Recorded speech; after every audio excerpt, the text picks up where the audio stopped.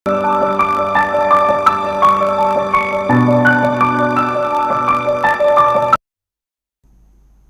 बात संविधान निर्माता डॉक्टर भीमराव अंबेडकर की। डॉक्टर भीमराव अंबेडकर का नाम आते ही भारतीय संविधान का जिक्र अपने आप आ जाता है।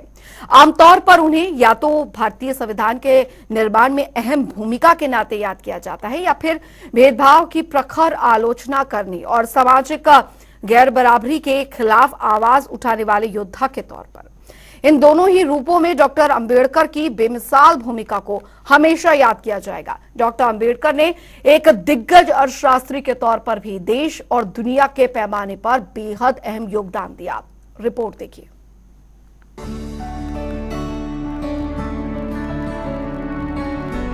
एक महान दार्शनिक, एक महान राजनीतिज्ञ, एक महान समाज सुधारक और दलितों के मसीहा, कुछ इसी तरह के नामों से जाना जाता है डॉक्टर भीमराव अंबेडकर को।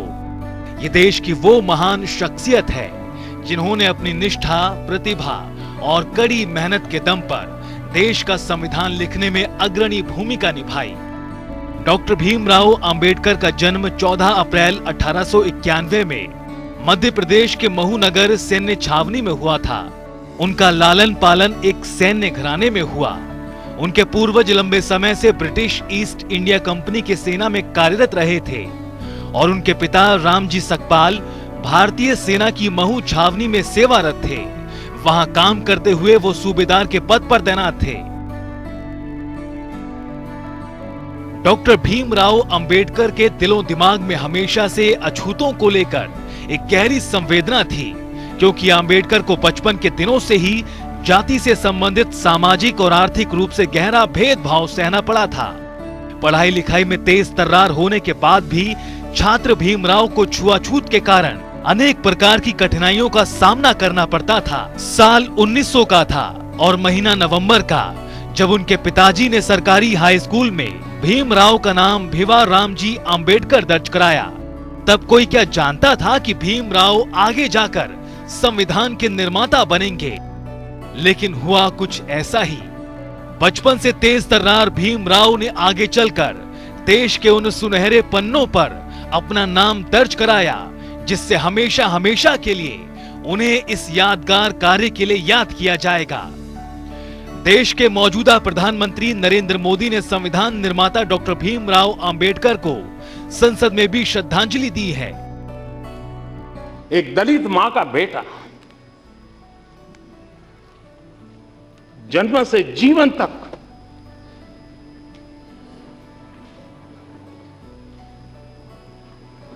सिर्फ यातनाएं झेली,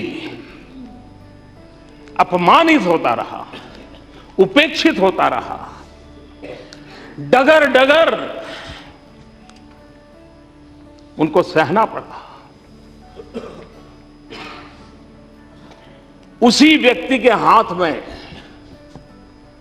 जब देश के भविष्य का दस्तावेज बनाने का अवसर आया, तो ये पूरी संभावना होती वो हम जैसा अगर मनुष्य होता तो कि वो कटुता, वो जहर कहीं न कहीं प्रकट होता, बदले की कहीं आग निकल आती, कहीं भाव निकल आता।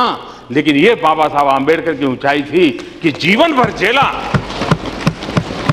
जीवन भर झेला, लेकिन संविधान में कहीं पर वो बदले का भाव नहीं।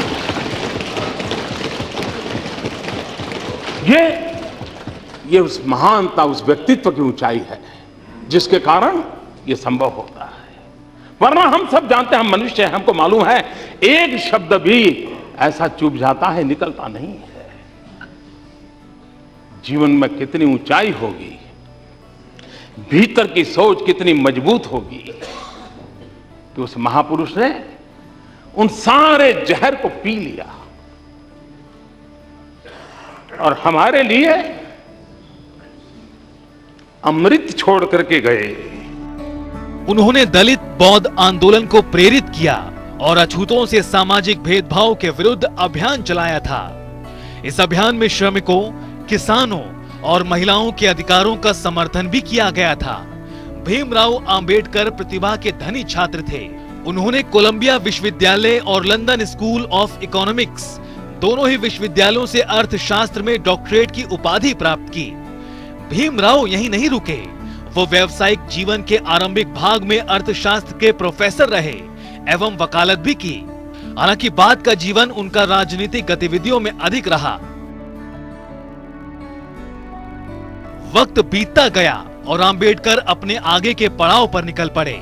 एक वक्त ऐसा भी आया जब डॉक्टर भीमराव अंबेडकर भारत की स्वतंत्रता के लिए प्रचार और चर्चाओं में शामिल हो गए। साथ ही साथ पत्रिकाओं को प्रकाशित करने, राजनीतिक अधिकारों की वकालत करने और दलितों को सामाजिक स्वतंत्रता दिलाने के लिए अग्रणी भूमिका में आए। 15 अगस्त 1947 को भारत को स्वतंत्रता मिलने के बाद कांग्रेस के नेतृत्व वाली नई सरकार अस्तित्व में आई तो उसने अंबेडकर को देश के पहले कानून एवं न्याय मंत्री के रूप में सेवा करने के लिए आमंत्रित किया, जिसे उन्होंने स्वीकार किया। 29 अगस्त 1947 को अंबेडकर को स्वतंत्र भारत के नए संविधान की रचना के लिए बनी संविधान की मसौदा समिति के अध्यक्ष पद पर नियुक्त किया गया। संविधान निर्माण के कार्य में अंबेडकर का शुरुआती बौद्ध संघ रीतियों और अन्य बौद्ध ग्रंथों का अध्ययन भी जबरदस्त काम आया। अंबेडकर एक बुद्धिमान संविधान विशेषज्ञ थे। उन्होंने लगभग 60 देशों के संविधान का अध्ययन कर फिर संविधान के निर्माण में अपना कार्य शुरू किया। जब संविधान सभा की ड्राफ्ट कमेटी की बैठक के बाद डॉक्टर भीमराव अंबेडकर ने अपना आखिरी भाषण दिया तो उनकी आंखों में भारत की एकता और स्वतंत्रता के भविष्य को लेकर गंभीर चिंतन मंथन का दौर चल रहा था। संविधान सभा में बोलते हुए तब डॉक्टर अंबेडकर ने साफ लफ्जों में भारत के राजनीतिक दलों को देश की एकता, अखंडता के लिए आगाह किया था। डॉक्टर अंबेडकर ने कहा था कि 26 जनवरी 1950 को भारत एक स्वतंत्र राष्ट्र होगा, लेकिन उसका स्वतंत्रता का भविष्य क्या है? क्या अपनी स्वतंत्रता बनाए रखेगा या फिर उसे खो देगा? ये सवाल उनके दिलो दिमाग पर इस कदर हावी था कि वो अपने भाषण में ही व्यक्त कर गए। जो सवाल डॉक्टर अंबेडकर के दिलो दिमाग में उठे उसे उन्होंने संविधान सभा के जरिए पूरे देश के जहन का सवाल बना दिया। डॉक्टर अंबेडकर ने अपने चिंता को जायज बताते हुए कुछ और भी सवाल उठाए और साफ नसीहत दे डाली। जब डॉक्टर अंबेडकर ने संविधान को आकार दिया तो लोकतंत्र के जरिए नागरिकों की आजादी तय की, छुआछूत खत्म कर हर नागरिक को सामाजिक समानता के एक पायदान पर ला खड़ा किया, जो विकास के मुख्य धारा में सामाजिक भेदभाव की वजह से पिछड़ गए थे। साल 1948 में अंबेडकर लगातार बीमार रहने लगे।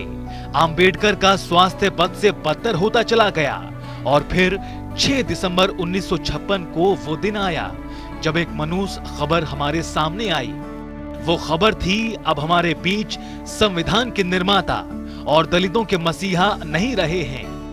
अंबेडकर का निधन राष्ट्रीय राजधानी दिल्ली में हुआ। वहीं दिल्ली से विशेष विमान की ओर से उनका पार्थिव शरीर मुंबई में उनके घर राजगिरी में लाया गया। वहीं अंबेडकर जयंती पर हर साल सार्वजनिक अवकाश रखा जाता है। साल 1990 में उन्हें मरणोपरांत भारत के सर्वोच्च नागरिक सम्मान भारत रत्न से सम्मानित किया गया था। डॉक्टर भीमराव अंबेडकर ने देश को आगे बढ़ाने में अपनी अग्रणी भूमिका निभाई। उन्होंने हमेशा से देश की सच्ची सेवा में विश्वास रखा और संविधान लिखने में उन्होंने कठोर मेहनत और बुद्धिमत्ता से संविधान का निर्माण किया। देश उन्हें सलाम करता है। ब्यूरो रिपोर्ट, जनता टीवी। फिलहाल इस खास पेशकश में अभी के लिए इतना ही। आप बने रहिए जनता टीवी के साथ।